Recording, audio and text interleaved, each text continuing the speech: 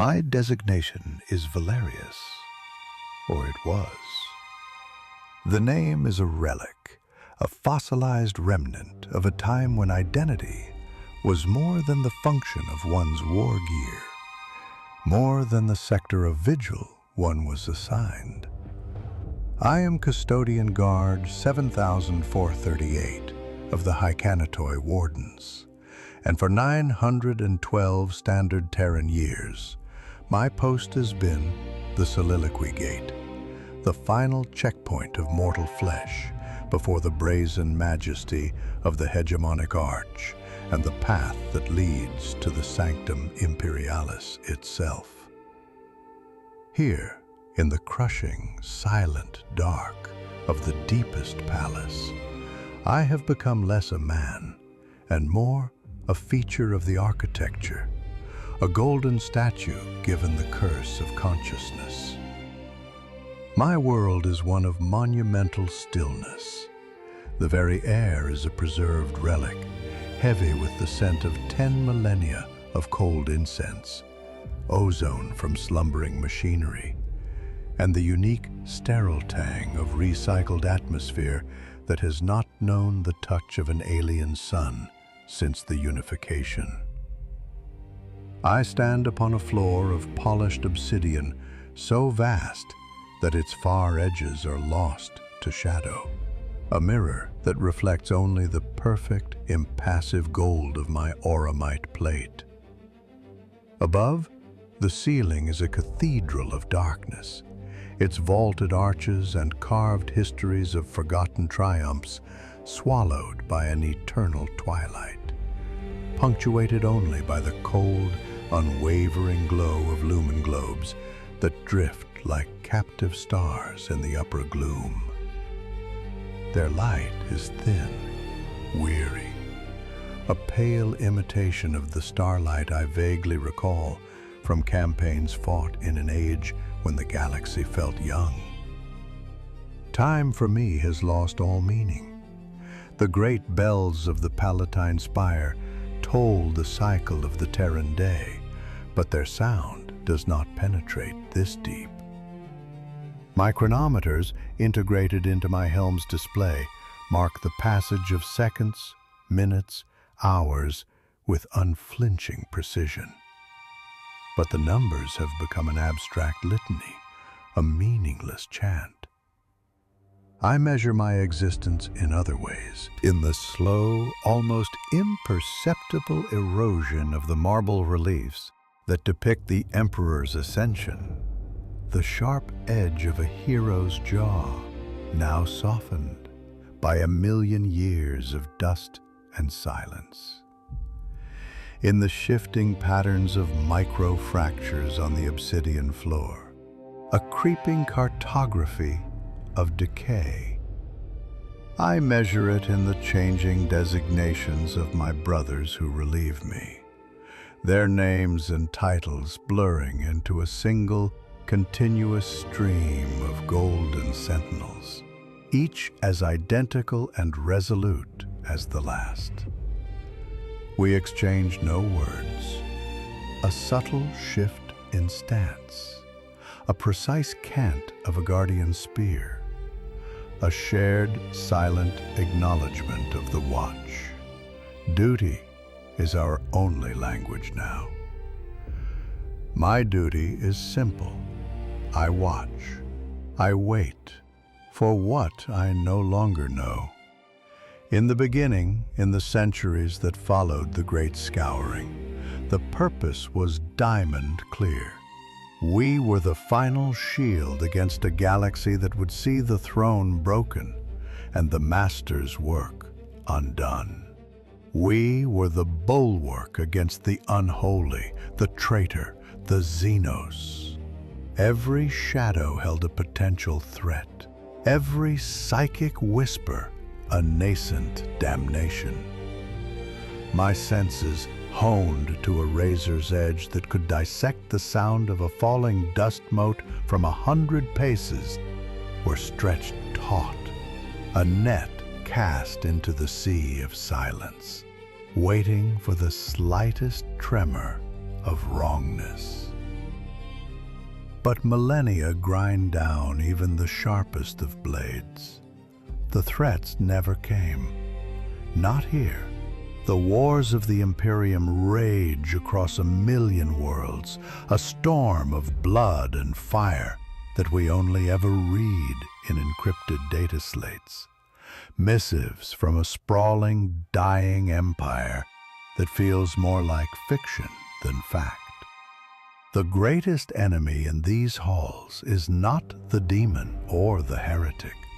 It is the slow, insidious creep of doubt, a poison that seeps through the finest ceramite and the most resolute conditioning. It began as a whisper in the silent chambers of my own mind, a question, small and heretical. We were made to be his companions, his final line of defense. We walked with him. We spoke with him. I remember his voice. Not the booming, deified pronouncements screamed by 1,000,000,000 priests on 1,000,000 worlds, but the quiet, considered tone of a scholar, the resonant timbre of a general, the warm encouragement of a father. He told us he was not a god. He railed against the very notion, tore down the idols and temples of old night with a righteous fury born of pure, secular reason. And now, I stand guard over the greatest temple in the galaxy, protecting the worship of the very godhood he so vehemently denied. Far above me, I can sometimes feel the psychic resonance of the pilgrims, a distant, thrumming tide of adulation and misery pressing down through leagues of rock and plasteel. Their faith is a tangible force, a suffocating blanket of ignorance and desperation. They pray to the God Emperor, a silent, immobile corpse trapped in the agonizing half-life of the Golden Throne. They do not know the man we knew. They worship the cage, not the captive. Is this the Imperium we fought to build? This benighted, fearful, superstitious flock, bleating his name for salvation while the wolves tear at their heels? This was not the vision. This was not the dream of reason and enlightenment he shared with us beneath the clear skies of a triumphant Terra. This doubt is a worm, and it has been gnawing at my soul for centuries. I suppress it, of course. My training, my very biology, is designed for such a task. I focus on the minutiae of the vigil. I run diagnostic canticles on my armor, checking power levels, armor integrity, spiritual purity of the machine spirit. I recite the 37,951 stanzas of the Imperial Litany of Defense. I trace the lineage of my guardian spear, Saul's wrath, from its forging in the fires of the Inuit shipyards to my own hand. These are the rituals that keep the madness at bay, the scaffolding that supports a purpose worn thin by the abrasive passage of ages. But tonight, something is different. The silence has changed. It has always been a heavy, oppressive thing. The great silence from the throne. A void where a star of unimaginable psychic power once burned. But now, there is a texture to it, a flicker, a resonance so faint that any mind less than a custodian's would miss it entirely. It is not a sound, it is a feeling. A warmth, perhaps? No, that is too simple. It is the ghost of a feeling, the memory of warmth in a chamber that is known only cold for 10,000 years. My entire being snaps to absolute attention. Every system in my war gear, every cell in my transhuman body screams of an anomaly. My helm's auto-senses scan the visible and invisible spectrums. Nothing. No energy surge, no warp signature, no intruder. The hall is as empty as it was a moment ago, yet the feeling persists. It is like listening to a song you have not heard in millennia, the melody gone, but the echo of its emotion still stirring something deep within you. And then it comes. It is not a vision that assaults my eyes, but a memory that blooms in my mind, a memory that is not my own. I do not fall. I do not even flinch. My body remains a statue of gold, my spear held in a perfect parade rest. But my consciousness is pulled away, dragged back through the torrent of time to a place I have never been. Sunlight. Real sunlight, warm and golden, not the cold, artificial glare of the palace. The scent of cut wood, hot metal, and ozone. I am in a workshop. Tools I do not recognize, elegant and complex, lie on benches of dark, polished timber. Schematics, drawn by a hand of impossible skill, are pinned to the walls, depicting starships and gene sequences and weapons of elegant, terrifying design. And there is a presence. A man, dressed not in gold but in simple, functional robes of white, is bent over a workbench. His back is to me. He is humming, a low, contented sound as he works, his hands broad and strong, carefully manipulating a device of intricate silver clockwork. I cannot see his face, but I know him. Every fiber of my being screams his name. This is not the broken god on the throne, a conduit for unimaginable psychic agony. This is the artisan, the scientist, the craftsman. He pauses, holding the small device up to the light pouring through a high window. It whirs, a soft, pleasing sound, its gears spinning in a perfect, harmonious dance. And a feeling washes over me, a feeling that is not mine, but his. It is pure and undiluted. It is satisfaction, the simple, profound joy of creation, the pride in a thing well made.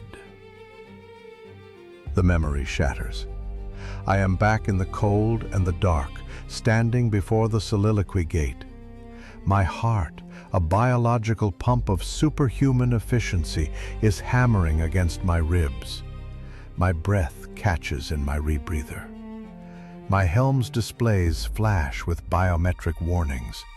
Elevated heart rate, adrenaline spike, anomalous cortical activity. I silence them with a thought.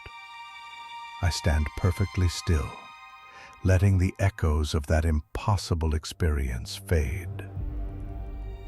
It was not a dream. I do not dream. It was not a psychic attack. No enemy could project such a mundane and gentle scene. It felt real. It felt true. It was a memory. His memory. A single perfect drop of water from an ocean of experience I never knew existed. For 912 years, I have guarded a silent, distant deity, a principle, an idea. But that fragment, that was the man. The man who found joy not in worship or in conquest, but in the simple act of making something new. A seed has been planted in the barren soil of my long watch. For the first time in centuries, my vigil is no longer about waiting for an enemy from without. It is about understanding the ghost that has just awakened within. What was this vision? A final fading echo of a dying mind, a message, or the first crack in the foundation of my own sanity. The doubt, once a whisper, is now a voice, and it is asking questions I do not have the answers to. And for the first time in a very, very long time, I am afraid. Fear is a foreign chemical in the blood of a custodian. It is an impurity, a contamination of the perfect biological and psychological alchemy that makes us what we are. For 3 days and 3 nights following the first intrusion, I waged a war against it.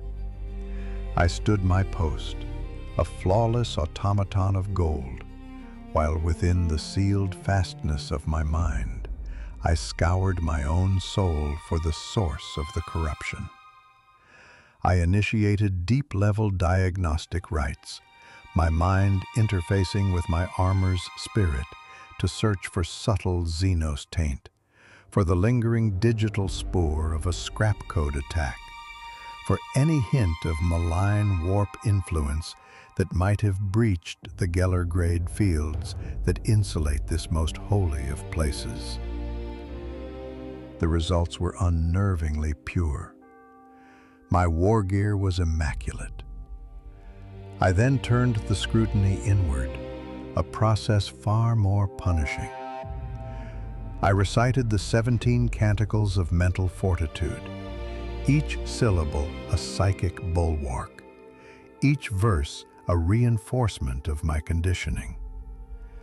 I forced my consciousness through the punishing mnemonic exercises of the Somnus Citadel, designed to root out nascent weakness and excise deviant thought. I mentally relived the hypno-doctrinated torments of my creation, the pain and the fire that had burned away the boy I once was to forge the weapon I had become. I sought to cauterize the memory of the workshop, to brand it as delusion and cast it into the void. But it would not burn. It remained, a cool, clear image in the heart of the inferno, untouched and persistent. The fear subsided, beaten back by the sheer force of my will, but it was replaced by something worse, a gnawing uncertainty that felt like a flaw in the very bedrock of my being. The cycle of the watch continued. My replacement arrived, Custodian Diocles of the Shadowkeepers, his auramite armor trimmed in funereal black. We performed the rite of substitution, a silent ballet of perfect martial precision that has not changed in 10,000 years. His spear rose, mine lowered. Our gazes met through the impassive crimson of our ocular lenses. In that moment, I felt a desperate, insane urge to speak, to ask him if he had ever felt the silence shift, to ask if the Emperor ever spoke to him in the tongue of memory. The impulse was so heretical, so contrary to our nature, that it felt like a physical blow. I crushed it instantly. I saw in his stance only the flawless certainty I myself had possessed for 9 centuries. I was alone in this. The realization was a weight greater than my warplate. I gave the final, silent acknowledgement and withdrew to my meditation cell, a stone alcove no larger than a coffin, to spend my off-duty cycle in restorative trance. But true rest would not come.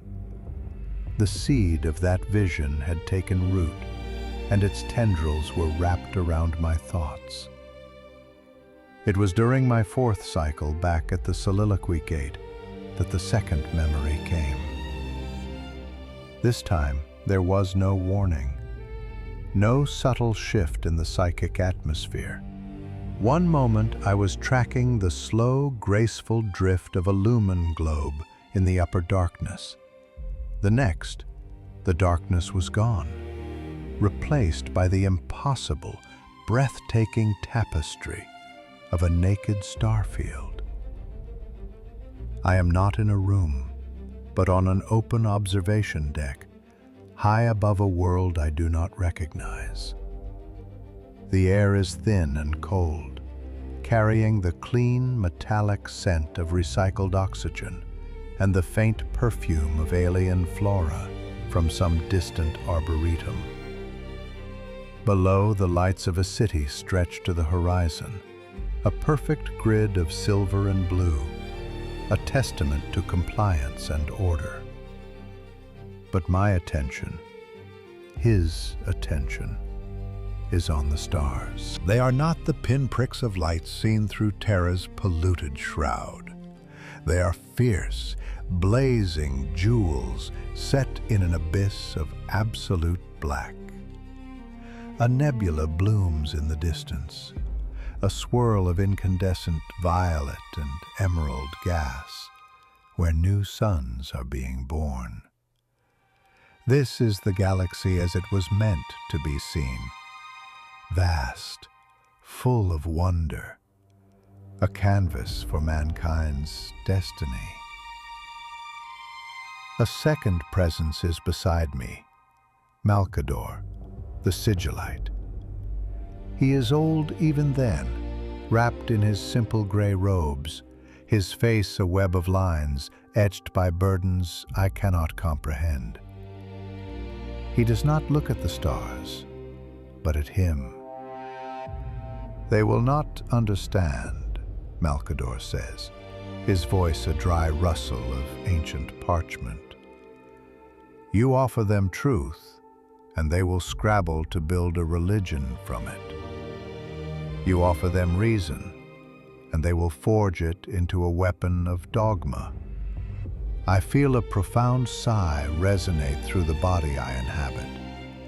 It is a weariness that goes beyond muscle and bone, a fatigue of the soul.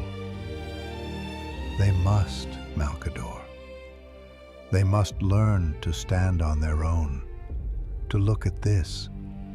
A gesture towards the galactic core, a gesture encompassing everything. And see not the dominion of gods or the hunting grounds of demons, but a universe of laws, of physics, of cause and effect. A place for man to master, not to fear. And what if they are not ready? The sigillite presses. What if the light you shine is too bright, and it only frightens them back into the caves of superstition? There is a long silence, filled only by the whisper of the ship's life support. The feeling that washes through me is not divine certainty. It is not righteous fury. It is a terrible, aching sadness, a flicker of doubt. The cold calculus of a father who knows he may have to sacrifice a part of his children's soul to save their future. Then we have failed, is the quiet reply. And the night will be long indeed. The vision dissolved, leaving me shivering in the Terran dark. The remembered code of the observation deck was a phantom chill on my skin, a stark contrast to the stable, regulated temperature of the palace. The sadness, his sadness, lingered like a poison in my heart. This was a wound far deeper than the first memory. The joy of the craftsman was a simple, pure thing. This This was the burden of a visionary who feared his own vision.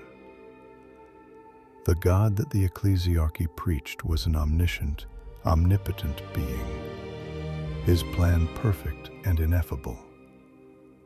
But the man in that memory was wrestling with the possible failure of his entire life's work. He feared the very future that had come to pass. An imperium, shrouded in the dogma and superstition he had fought to eradicate. The transformation inside me accelerated. The great silence was no longer empty. It was pregnant with potential, a canvas upon which these memories were painted. They came more frequently now, unpredictable and vivid. I experienced a fragment of a conversation with a Primarch, a giant of gleaming white and gold armor, his face a mask of noble anguish. They argued over the nature of compliance, the cost of unity. I felt his frustration, the difficulty of explaining a timescale that spanned millennia to a son who lived for the glory of the immediate conquest. I felt the sting of chemical burns and the acrid smoke of a failed experiment in a gene laboratory deep beneath the Himalayan mountains. A moment of scientific failure that was achingly, frustratingly human. I stood on the burning sands of a forgotten world, watching twin suns set, and felt a moment of pure, unburdened peace. A quiet appreciation of beauty that had no strategic or theological value whatsoever. These experiences began to bleed into my vigil.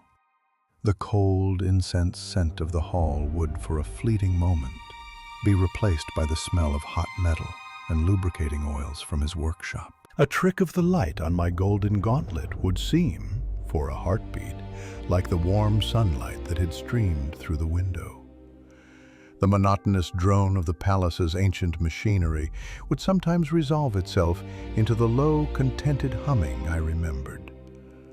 I was becoming a ghost in my own life, my consciousness adrift between two realities, the dead, static present of my vigil and the vibrant, living past of my silent master. My isolation became absolute. I watched my brothers, these perfect, unchanging sentinels, and felt a profound pity. They were guarding a symbol, a dead idol locked in a golden cage. They served the God Emperor, the abstract principle of imperial power. I, and I alone, was serving the man. I was the guardian of his last fading echoes. My duty had acquired a new, secret, and terrifying dimension. I was no longer just a shield. I was a reliquary, a living vessel for the memories of the man who had tried and failed to save humanity from itself. I stopped fighting the visions. To fight them was to fight the last remnant of him. Instead, I learned to welcome them. I opened my mind, casting my consciousness into the great silence, not as a sentinel searching for threats, but as a supplicant, waiting for communion. I honed my senses to perceive the subtle psychic pressures that preceded a memory, the faint change in temperature, the ghost scent on the sterile air. My vigil was no longer a passive waiting. It was an active, focused listening for the whispers of a dying mind, for the final testament of the man trapped within the god. My purpose had been reforged. I stood guard not against the enemies without, but for the truth that lay within, the truth of his dream and the tragedy of its failure. The golden armor I wore was no longer just the livery of a guard. It was the shell of an anchorite, my post the pillar of my solitary faith, my duty to bear witness to the forgotten memories of my Lord. I was his final confidant, the historian of his soul's last embers. And I knew, with a certainty that chilled me more than any fear, that this secret vigil would either be my salvation or it would utterly destroy me. The centuries had hollowed me out, scoured clean the vessel of my identity until only the duty remained. But now, the visions were filling me again. They were not my memories, not my life, but they were becoming my truth. My off-duty trances were no longer restorative. They were deep dives into the psychic ocean of his past, and I would surface with the salt of his forgotten tears on my soul. My vigil at the Soliloquy Gate became a pilgrimage. I stood not on polished obsidian, but on the shore of history, waiting for the tide of his memory to wash over me. The gold of my armor began to feel less like a bastion and more like a sarcophagus, my own silent throne, where I sat in judgment of a truth no other living being could comprehend. My brothers, in their perfect, ignorant strength, became alien to me. Their certainty was a wall I could no longer see over.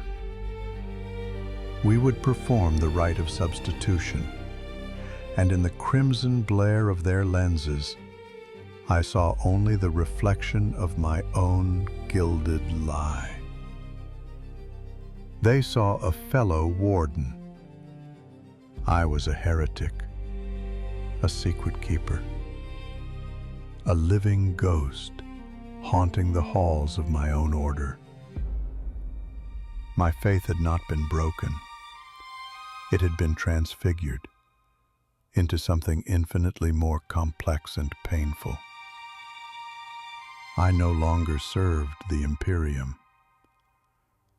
I served the man who was its ultimate prisoner. The pressure had been building for weeks, a low psychic thrum that vibrated at the very edge of my perception, a constant companion to the memories. It was the sound of a great machine under unbearable strain, the groan of a dying star. The great silence was becoming a scream held just beneath the threshold of hearing. And I knew, with the chilling certainty of a prophet awaiting the inevitable, that the final and most terrible memory was coming. I felt it coalesce in the warp-shrouded dark behind the throne, a memory of absolute agony, a moment of such profound significance that its echoes still wounded the fabric of reality 10,000 years later. I braced myself, not by tensing my transhuman musculature, but by opening my mind completely. I let go of Valerius, of Custodian'S 7,438, of the vigil and the gate and the cold stone around me. I became a receptacle, a cup held out to catch the final poisoned dregs from the grail of a shattered mind. And the dam of time broke. Agony. Not the clean pain of a blade or the searing flash of a plasma bolt, but a pain that was existence itself. It was the feeling of a soul being flayed, of a mind being torn apart by a billion vengeful claws, while simultaneously trying to hold a galaxy together. I am on the bridge of a vessel, yet I am also in 1,000 other places, fighting 1,000 other battles on a psychic plane that defies geometry and reason. But the anchor, the point of excruciating focus, is the shell of my body, It is broken, ruined. Nerves are screaming static. Organs are pulp. Bones are splintered glass. The golden armor is a mockery, a shattered casket barely containing the mess of my physical form. Rogel Dorn is there. His face, usually a stoic mask of imperial granite, is fractured with a grief so profound it is a physical force. His Primarch's plate is dented and scorched, his voice a choked rasp. Words are spoken. Logistics, the stasis field, the arcane machinery of the throne. They are meaningless noise, the chatter of insects in the face of an apocalypse. The only reality is the pain and the choice. My choice. I feel the immense gravitational pull of chaos, the triumphant howls of the Four circling my dying spirit like predators. They offer oblivion. They offer power. They offer an end to the pain. It is a siren song of exquisite temptation to simply let go, to let the Imperium burn, to let the grand dream die, to let the great work crumble to dust and silence. It would be so easy. But then I see it, not with my ruined eyes, but with the last embers of my foresight. I see the consequence of that surrender. I see Terra swallowed by a new eye of terror. I see humanity becoming a plaything for demons, a screaming, endless tide of tortured souls to fuel their infernal games for all eternity. I see a trillion lights extinguished in a final, damning darkness. And the choice is no longer a choice. It is a sentence. I feel a flicker of the man I was, the scientist in his workshop, the philosopher on his balcony. He weeps for what must be done. The dream of reason is dead. The age of enlightenment is aborted. All that is left is the grim, terrible calculus of sacrifice. The nascent god must be chained to the corpse of the man, to become a psychic scarecrow, a lighthouse of rotting flesh and bone, to ward off the greater darkness. My voice, when it comes, is not my own. It is a psychic command, a blast of pure will that overrides all argument, all love, all grief. Take me to the throne. The feeling that follows is the last true thought of the Emperor of mankind. It is not pride. It is not defiance. It is an act of supreme, unending love. The terrible love of a father giving his life, his soul, his eternity, to shield his children from the night. And as they carry me, as Dorn himself lifts my broken form, I focus the entirety of my being into a single, silent vow that will become my function for the next 10 millennia. Let me be the shield. I gasp, a ragged, shuddering intake of recycled air that my body has not needed for 900 years. My helm's displays are a chaotic storm of red runes, screaming of flatlined biometrics and a synaptic surge that should have boiled my brain inside my skull. The vision is gone, but the echo of that sacrifice has burned itself into me. I am back at the Soliloquy Gate, but the universe is irrevocably changed. I finally understand. The Golden Throne is not a seat of command. It is a rack. The Emperor is not ruling. He is enduring. He is not a silent god demanding worship.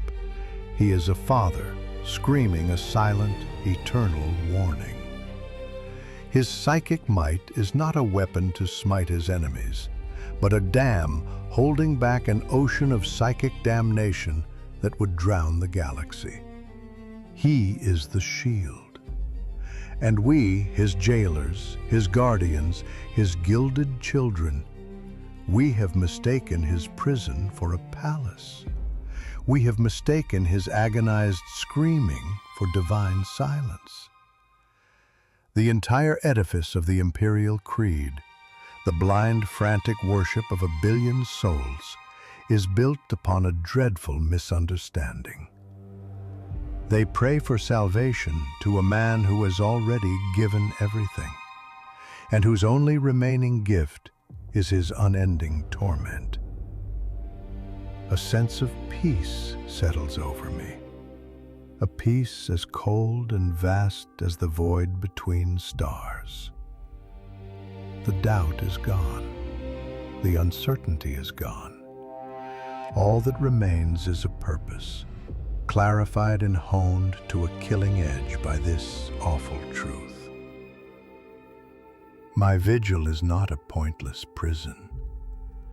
It is the most vital duty in the history of mankind. I do not guard a god from his enemies. I guard a secret too terrible for the Imperium to bear. I stand watch over a father's sacrifice, ensuring that his agony is not in vain. My stillness is a hymn to his suffering. My silence is a shared burden with his own. I will stand here, a golden statue with a burning, secret heart, and I will listen to the great silence, not as a void, but as the sound of his will, his pain, his eternal, unbroken vow. I will not let them forget the man. I will be the memory. I will bear this truth in solitude until the stars themselves grow cold. They can have their God Emperor. I will keep watch over my Lord. My name is Valerius, and I will keep the watch.